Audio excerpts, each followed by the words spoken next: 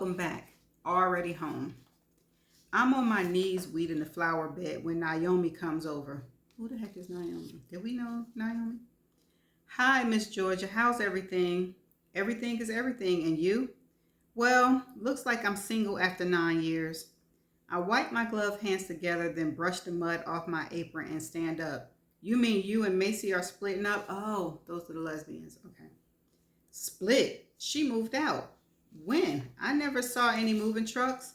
She left everything with me, except Rascal. He was hers. I don't want to pry, but why? I can tell she's been drinking, but who can blame her? According to the headlines, she ran into a blast from her past, and apparently they've rekindled those old flames. I'm sick deep inside. Sick. And she starts crying, and the Indian feather on the front of her red sweatshirt begins jerking around like waves. I untie my wet apron and let it drop to the sidewalk and walk over and give her a motherly hug. I take her by the hand and we go sit on the steps. I'm really sorry to hear this, Naomi. Truly sorry. What are you going to do? She shakes her head back and forth, rakes her fingers through her short blonde hair, and then starts twirling her small gold hoop earrings with 2 fingers. I suppose I have to divorce her. I've forgotten they were one of the first 100 same-sex couples standing outside the courthouse in San Francisco on that June day in 2008 and were lucky to get legal marriage license. They were married on the courthouse steps. I saw them on the news and was happy for them. And of course it was all halted months later. And we'll just have to wait to see if the Supreme Court ever comes to their fucking senses and give these couples the same right as the rest of us. Don't think about that yet. People go through things. Sometimes they come to their senses when they realize what they've lost. She shakes her head even more vigorously. Not Macy. You want to come in for coffee? Sure, if you can put a kick in it. You bet. Wow, she says after following me in. This is proof that all gay men don't have good taste. He did his job, but I couldn't agree more. Come. And she follows me to the kitchen and sits on a bar stool. I step down to the bar and hold up a bottle of Makers. She nods. She was a complete bitch anyway, she says. Here we go with alcohol honesty. But enough about her, she says, leaning on the island with both elbows. Have you got any offers yet? If not, mine would be on the market in a few weeks, so they'll have twins to choose from. No offers that stuck. But say, if your house were to sell later today, where would you move to, Miss Georgia Peach? New York? I say for the hell of it. Don't be ridiculous. Californians don't have the heart or the, chutzpah? I don't know. I'm going to circle it. To live in or even appreciate the high octane that New York has to offer. Just like New Yorkers don't like living in sunny, picture fucking perfect, beautiful, superficial, yes, the cliches are all true California. Except none of them apply to the Bay Area. We're the East Coast of the West and we rock. She holds her hands up and I pat it with my palm. Face it, you like trees and grass and digging up worms and weeds in your fucking flower bed. You should keep your straight black ass right here and put some money into this fucking 1985 flashback kitchen. Wait until you're like a real senior citizen, then sell this son of a bitch. Hey, you want to come over to my divorce? No, I say. I put her arms over my shoulder and walk her sluggish down my sidewalk up her driveway and inside her and Macy's very hip and art-filled house, which is floor-to-ceiling glass with a view of San Francisco to die for. I walk her over to her gunmetal leather sofa and help her sit, and she falls to one side. I pick her up by both feet and slip one of many silk pillows under her head, and then take the yellow mohair throw and place it over her. You're such a cool neighbor, Georgia Brown.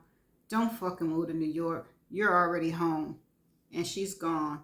And she's right. I finish weeding and clean up, then go to every single art store I want to. I buy paint, broken glass, sand, seashell, petals, black rose, black root, feather ribbon, burlap, leather, and more. By the time I get home, it's dark. I leave everything in the car until I decide where I'm going to put it. I am happy.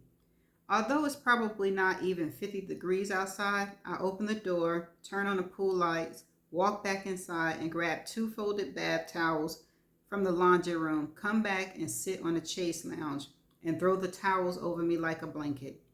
I watch the small navy blue waves flow like they have a destination. Through the fog, I can still see the Bay Bridge lit up as if it's celebrating itself. I turn around and look inside my home, my house, then close my eyes and recline. The chill wakes me up. I walk back inside and out the front door and pull the for sale sign out of the ground. Yes, she's not selling. I can feel the root applauding. I drop it inside the trash bin that's sitting on the curb. And when I go back inside, the door closes slowly and the whoosh of the air sound like it's whispering thank you. I go into the kitchen and just stand there. Look around. All the stainless steel suddenly looks cold and old and outdated. Naomi was right. I toss the towel over the bar stool and make myself a strong cup of coffee. I turn off the lights that lead down to my office and look over at the fireplace and decided to light it. I'm tired of waiting, feeling anxious all the time, tired of strangers trespassing through my house, tired of hearing what they like and don't like, what they would change, how they would rip out the floors, and why would anybody put concrete and leather on the floor? We'd have carpet all this. We definitely put a real chandelier over the stairwell. And is that a boat? And that metal stairwell would have to go. It's too cold and industrial. At least the walls are white, so we wouldn't have to paint. Not sure if we like the black bottom pool. It's too dramatic. Water should be turquoise. Sorry, Georgia. That family from Seattle couldn't qualify. Sorry, Georgia. The couple hoping to relocate didn't qualify. Sorry, Georgia. Sorry, Georgia. Well, I know who does qualify. Georgia. And right now, where I pay off what's left of my mortgage after I sell my partnership, I'll be free. I can't even believe this. Stupid is as stupid does. I don't know what I was thinking. I didn't even know where else I wanted to go. As I look around, I realize I like living in this house. It's my home, and it wasn't the house I needed to change. It was me. Go ahead, Georgia. She ain't selling. She ain't selling. She ain't selling. Okay, I'm happy that she ain't selling. I'm glad that she listened. This was a really good chapter, really quick chapter. There was one word, and please hold for the definition video. That's all I got to say with this chapter. Please hold. Okay, and I'm back. The word is spelled CHUTZPAH, and it is a noun, and it says extreme self-confidence or audacity. Okay, and this is how it sounds. Chutzpah. What? Chutzpah. Chutzpah. The C is silent. Chutzpah. Okay, don't be ridiculous. Californians don't have the heart or the chutzpah to live in or even appreciate the high octane that New York has to offer. Okay, they don't have the audacity. All right, let me stop, but that's it. That's all I have. And see you in the next video. Next chapter. Bye.